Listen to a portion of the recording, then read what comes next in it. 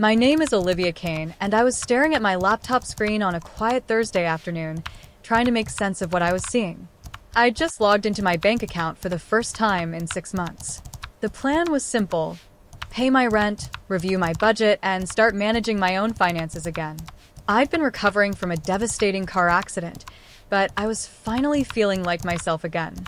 Sharp, focused, ready to take back control of my life. The page loaded slowly. My checking account balance appeared first, $347.63. I blinked hard and stared at the screen. That couldn't be right. That had to be some kind of mistake or glitch. I refreshed the page and waited. The little spinning wheel turned. The page reloaded.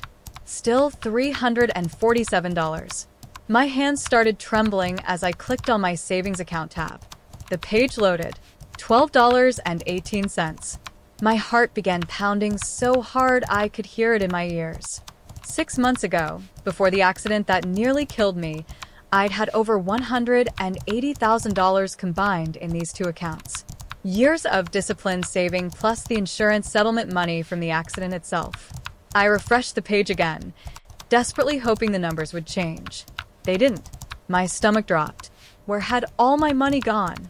6 months earlier, I'd been driving home from work on a rainy Tuesday evening in late September. I was a graphic designer at a mid-sized marketing firm. I had a good job that I genuinely enjoyed, a nice one-bedroom apartment in a safe neighborhood, and a life I'd built completely on my own. I was 28 years old and finally feeling truly successful and independent. I remember I was thinking about whether to cook pasta or order Thai food for dinner when headlights suddenly swerved directly into my lane. Everything happened so fast. The drunk driver hit my car head-on at approximately 50 miles per hour, according to the police report I'd later read. I remember the horrific sound of metal crushing and glass shattering. Then absolutely nothing. Just darkness. I woke up 3 weeks later in the intensive care unit. Every single part of my body hurt. The pain was overwhelming and constant. My mother, Patricia, was sitting in a chair beside my hospital bed, crying and holding my hand gently. The doctors came in and explained my injuries slowly and carefully because I couldn't focus or understand much. Severe traumatic brain injury, 2 broken legs, shattered pelvis, internal bleeding that had required emergency surgery. I would need months and months of intensive rehabilitation, maybe even a full year before I could live anything close to a normal life again.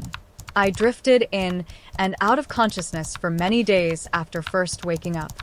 When I was finally alert and coherent enough to really understand what people were saying to me, my mother Patricia was there almost constantly. She barely seemed to leave my side. She patiently explained to me that medical bills were already starting to pile up quickly, that dealing with insurance companies was incredibly complicated and frustrating, that there was so much confusing paperwork and so many difficult phone calls to make. You need to focus every bit of your energy completely on healing and getting better, she said firmly, stroking my hair. Not on stressing about money and bills and all that complicated stuff. Please let me handle all the financial matters for you, sweetheart. I was completely overwhelmed by everything. I was in constant, terrible pain. I couldn't remember basic things like my own address or my best friend's phone number. My brain felt thick and foggy and incredibly slow. My mother seemed like the only stable, reliable, trustworthy thing in an absolutely terrifying new reality I didn't understand. She brought up the idea of being added to my bank accounts. Just temporarily, she assured me. Just so she could easily pay bills and manage everything while I recovered. It made perfect sense to me in my confused state. I could barely think straight. How could I possibly manage complicated finances? I nodded weakly. Okay, Mom. Thank you so much. A professional bank representative came to my hospital room just a few days later with official paperwork. My mother had efficiently arranged everything ahead of time. The woman wore business clothes and carried a leather folder full of documents for me to sign. I tried hard to hold the pen steady, but my hands were shaking badly from the medication and pain. My vision was still quite blurry from the severe head injury. I couldn't read the small print on the legal documents at all. My mother guided my trembling hand gently and patiently across the signature lines. Just sign right here, honey. And here on this page, too. I signed exactly where she pointed without really reading anything. I trusted her completely and absolutely. The official paperwork added Patricia Kane as a joint account holder with full, unrestricted access to all my bank accounts. This is only temporary, I promise, my mother said, looking directly into my eyes with apparent sincerity. Just until you're completely back on your feet and feeling like yourself again. I'm your mother, sweetheart. I would never, ever take advantage of you. I smiled weakly at her. I know, Mom. Thank you so much for helping me through this. The bank representative collected all the signed papers, put them in her folder, and left. My mother smiled warmly and patted my hand. Don't you worry about a single thing. I'll take care of absolutely everything. The next 4 months were honestly the hardest and most painful of my entire life. I was transferred from the hospital to a specialized rehabilitation facility. I had to learn how to walk again from scratch. Physical therapy was absolutely agonizing. Every single day was filled with pain and frustration and exhaustion. My brain was still terribly foggy and slow. I had serious trouble concentrating on anything for more than a few minutes. I couldn't remember conversations I'd had hours earlier or follow the plots of simple television shows. My mother visited me several times a week at the facility. She brought groceries and personal items. She collected and handled all my mail. She said she was paying all my bills and managing all my financial affairs. She would give me vague updates on my finances whenever I asked. Everything's completely under control. Don't worry. The settlement money came through from the insurance company. Your health insurance is covering most of the medical costs. Don't stress yourself about any of it. I was far too exhausted and in far too much pain to ask detailed, specific questions. I trusted her completely to handle everything properly. She even brought my favorite snacks and foods. She sat with me during difficult therapy sessions. She posted regular updates on social media about her incredibly brave daughter. Everyone who saw the posts praised my mother for being so devoted and caring. I felt genuinely lucky to have her support. After 4 long, difficult months in the rehabilitation facility, I was finally cleared by doctors to go home. I was walking with a cane for support, but I was actually walking on my own. My brain fog had mostly lifted and cleared. I was constantly tired, but I was absolutely determined to rebuild my life piece by piece. My mother helped me move back into my apartment. I looked around carefully, expecting to see some changes and modifications. Before I'd gone to the rehab facility, my mother had specifically mentioned hiring contractors to install important safety features. Grab bars in the bathroom, a wheelchair ramp at the entrance. Better, brighter lighting throughout. But nothing at all had changed. Everything looked exactly the same as before the accident. Mom, what happened to all the accessibility modifications you mentioned? The grab bars and ramp. She waved her hand dismissively. Oh, the contractor I hired fell through at the very last minute. But honestly, you're doing so incredibly well now that you don't really need them anyway, right? I felt a small, uncomfortable flicker of unease in my chest, but I quickly pushed the feeling away. 2 weeks after returning home, I started working from home again. Just a few hours a day at first. It felt absolutely amazing to be productive and useful again. I was ready to take back full control of my life. About a month after returning home to my apartment, I decided it was finally time to start managing my own finances again. I was feeling so much sharper and stronger, more focused, more like my old self before the accident. I sat down at my laptop one afternoon and logged into my bank account to review my budget and pay some overdue bills myself. That's when I saw the balances. $347.63 in checking, $12.18 in savings. I stared at the numbers in complete and utter shock. I immediately grabbed my phone and called my mother. She answered cheerfully on the 3rd ring. Mom, I just checked my bank accounts online. Where's all my money? There's almost nothing there. There was a brief pause on the other end. Then her voice shifted to sound worried and very concerned. Oh, honey, I've been paying all your bills for months. The medical expenses have been absolutely enormous. The rehab facility costs, groceries every week, the modifications to your apartment, your monthly rent. Everything adds up so quickly. My head was spinning. I felt confused and disoriented. But Mom, there was over $180,000 in those accounts. She sighed heavily and dramatically. Recovery from something this serious is incredibly expensive, sweetheart. I kept careful track of absolutely everything. I have all the receipts and invoices to show you if you want. I felt uncertain. Maybe I genuinely didn't understand how expensive everything had really been. Can you bring all the receipts over so I can see them? Of course, honey. I'll come by tonight after dinner. My mother arrived at my apartment that evening carrying a very thick folder stuffed with papers. She spread receipts and invoices and bills across my entire kitchen table. So many papers. Dozens and dozens of documents. She went through each one relatively quickly, explaining as she went along.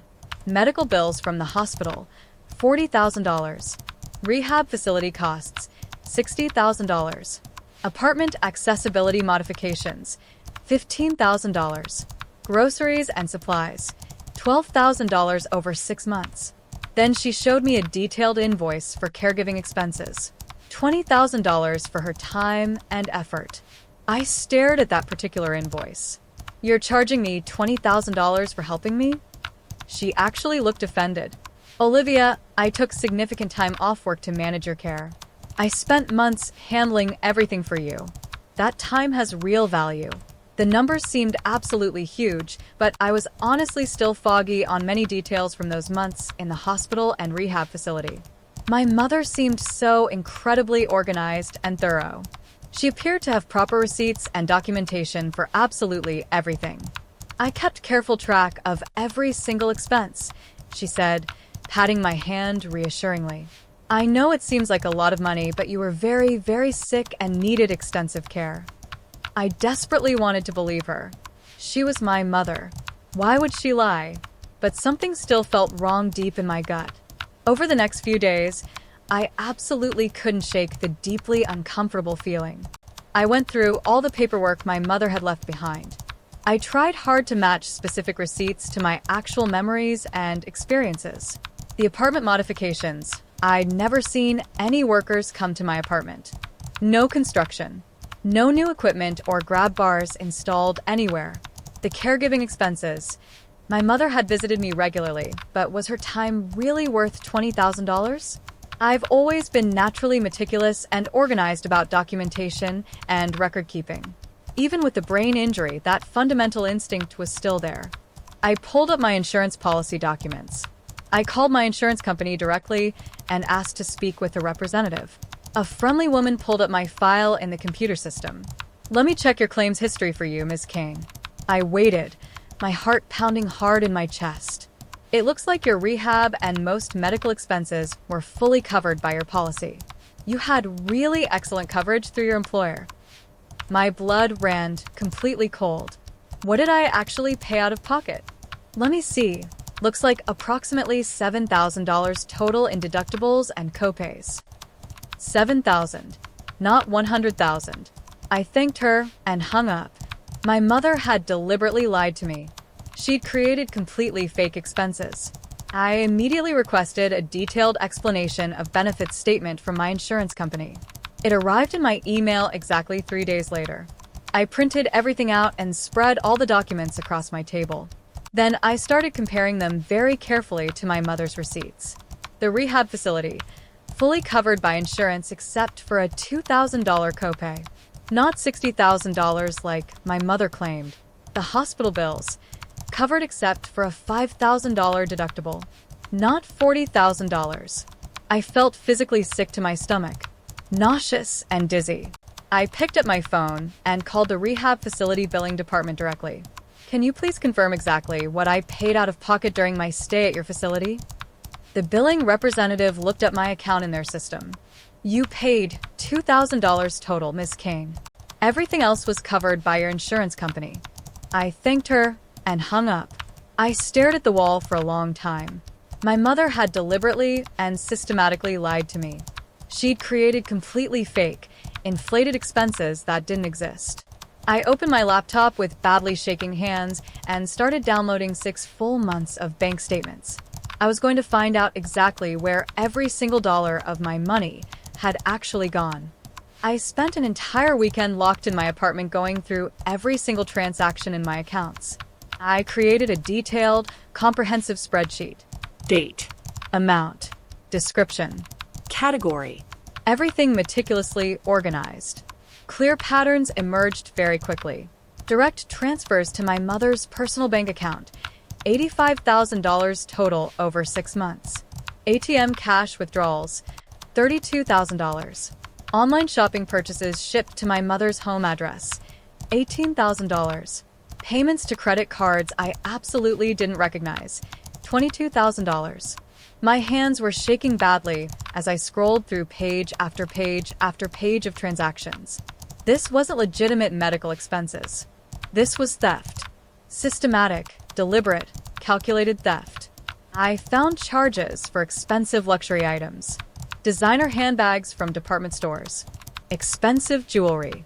A vacation package to Hawaii. I suddenly remembered my mother posting beautiful photos from Hawaii on Facebook 2 months ago. She'd said in the caption it was a much-needed, well-deserved break after all the stress of caregiving. She'd paid for that entire vacation with my stolen money. Money she'd taken while I was completely helpless. I sat back and stared at my computer screen for a long time. My own mother had systematically robbed me blind while I was fighting to survive. I decided to pull my credit report. I hadn't checked it in many months. When it finally loaded on my screen, my stomach dropped yet again. 3 credit cards I had absolutely never opened. Combined balance, $41,000. All 3 cards had been opened within the last 6 months. All with my personal information and social security number. I immediately called the first credit card company. Can you please tell me when exactly this account was opened? The customer service representative confirmed it was opened 4 months ago through an online application. Can you send me a complete copy of the original application? It arrived in my email within just a few minutes. I opened the PDF attachment with trembling hands. There was a signature on the application. It looked somewhat similar to my signature, but it wasn't quite right. The loops were different. For months ago, I'd been barely conscious in a hospital bed. I absolutely, definitely hadn't applied for any credit card. My mother had forged my signature. I checked the other 2 credit cards.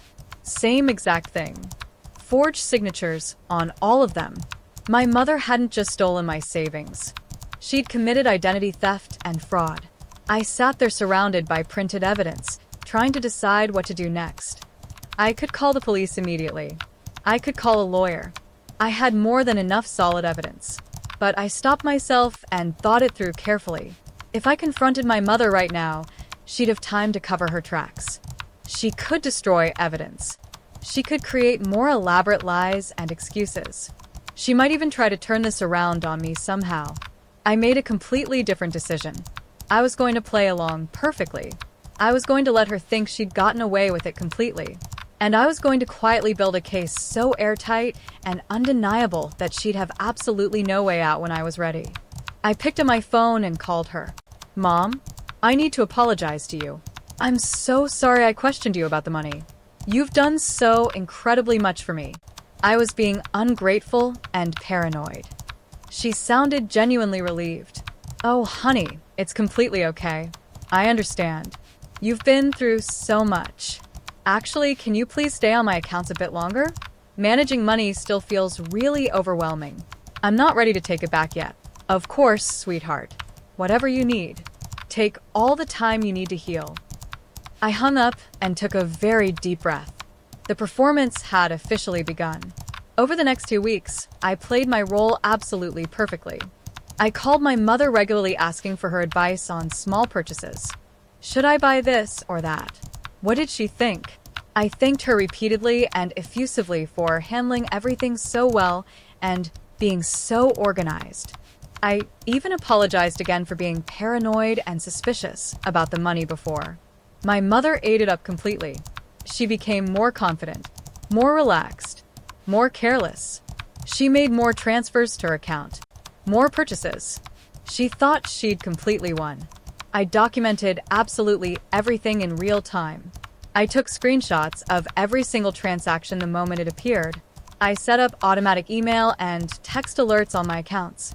I was building a timeline so detailed, so comprehensive, so undeniable that no lawyer in the world would be able to spin it or explain it away. And my mother had absolutely no idea what I was doing. One afternoon, she called cheerfully to tell me she'd paid another medical bill for me. I thanked her warmly. Then I checked my account immediately after hanging up. She'd transferred $5,000 directly to herself. There was no medical bill, just more blatant theft. I added it to my spreadsheet and actually smiled. I contacted an attorney who specialized in financial exploitation, fraud, and elder abuse. His name was Marcus Hale. He had excellent reviews online and came highly recommended.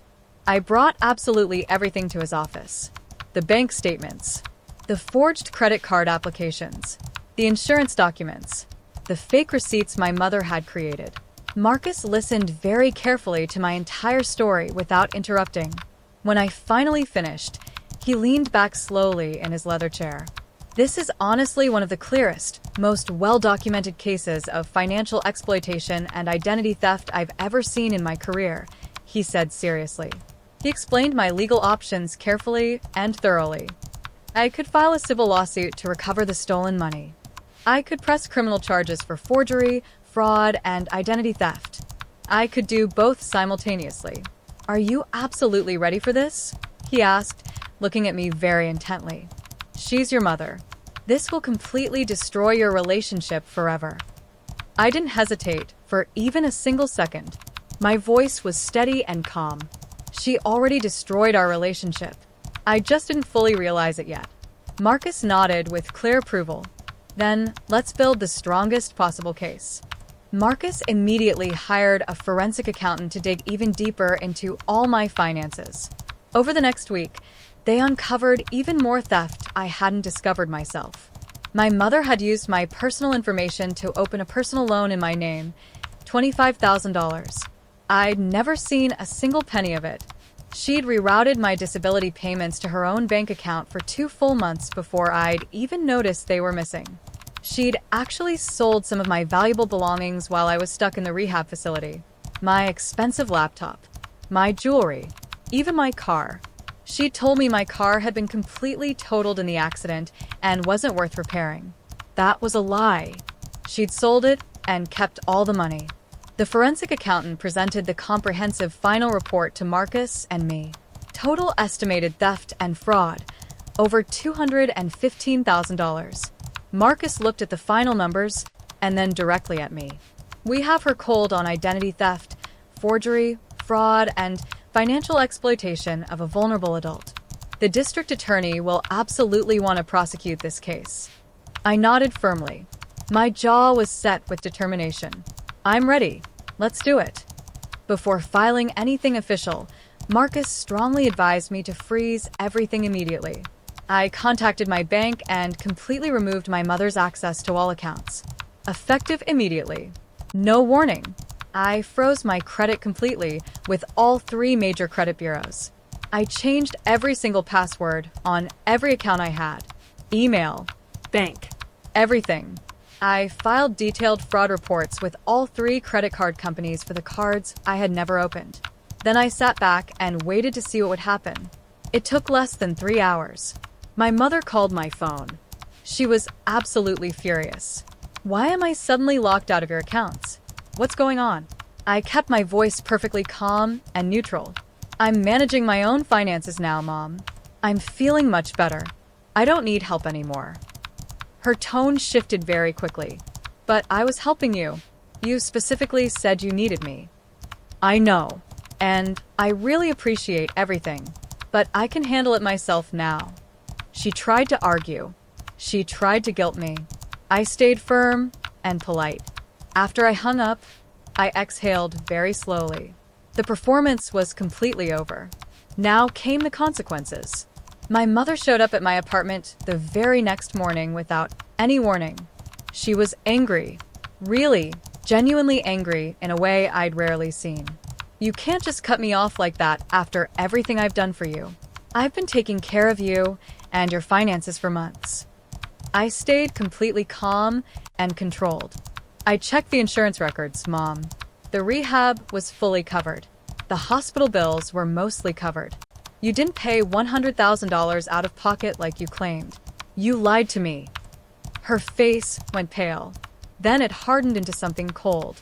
You don't understand how expensive everything really was. I sacrificed absolutely everything for you.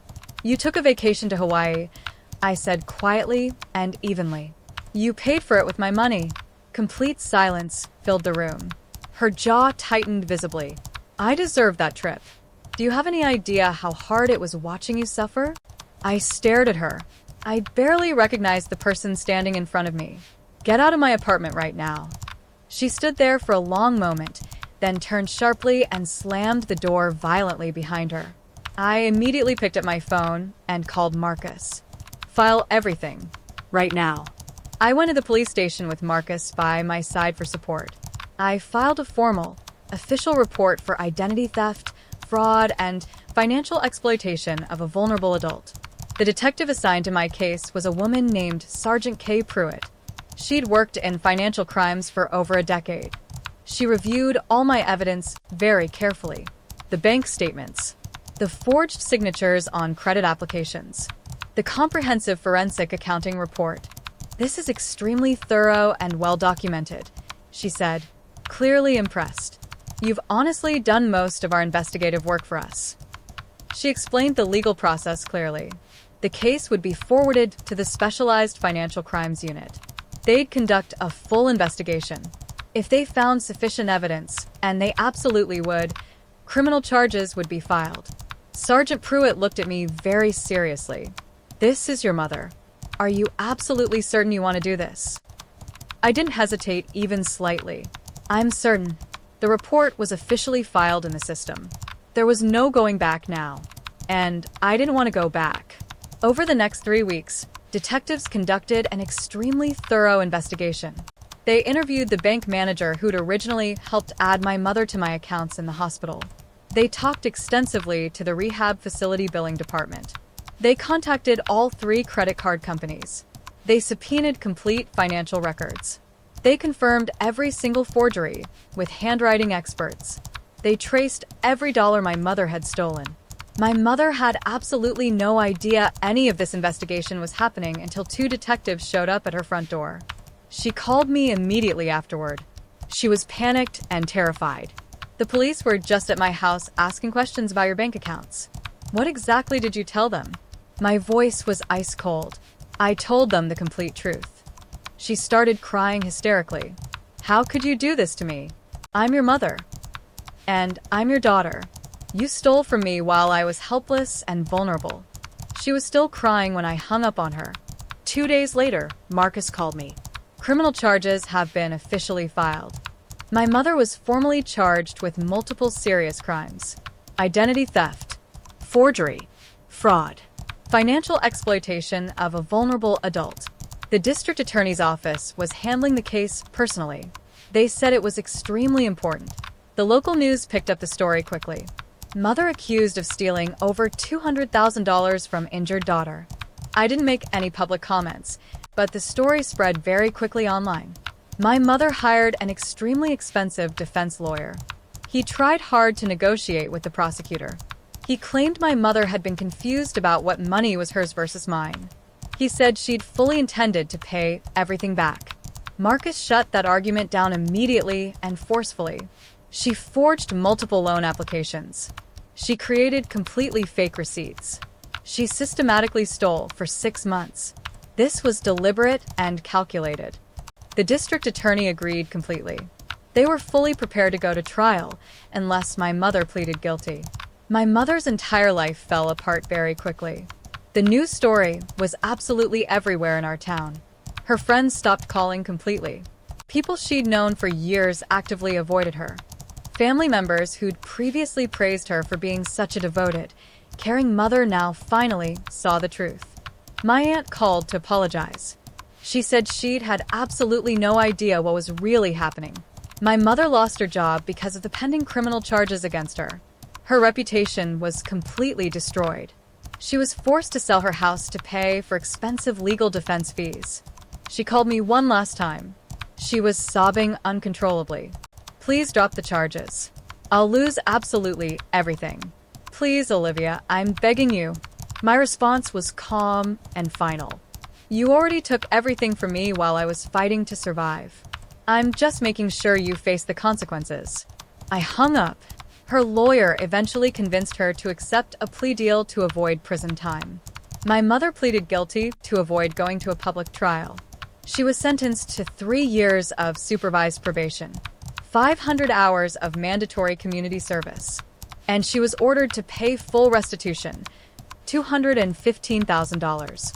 She was also permanently banned from accessing anyone else's finances without a court-appointed overseer.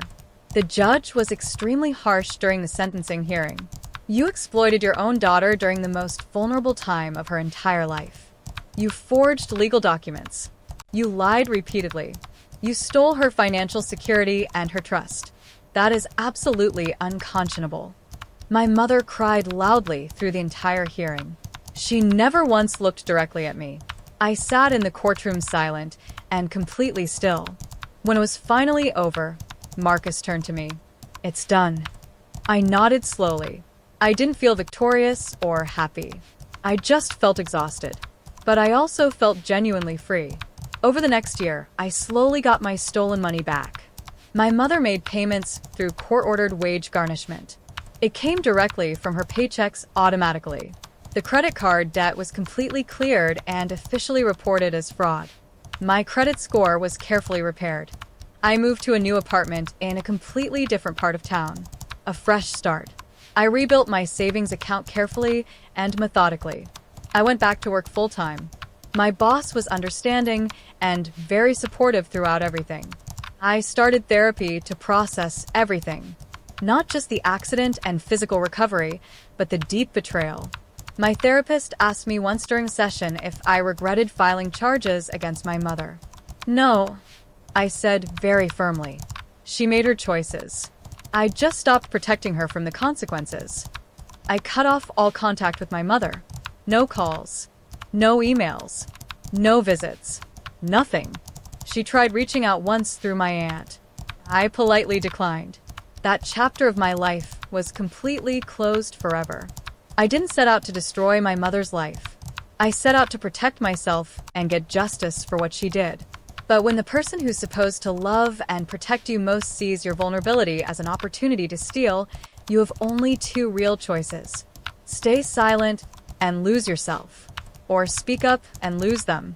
I chose myself, and I would make that exact same choice again, without hesitation. People ask me sometimes if I feel guilty, if I regret what happened to her. I don't. Not even a little bit. My mother made a calculated, deliberate decision to systematically steal from me while I was fighting to survive and recover. She forged my signature on legal documents. She looked me directly in the eye and lied repeatedly.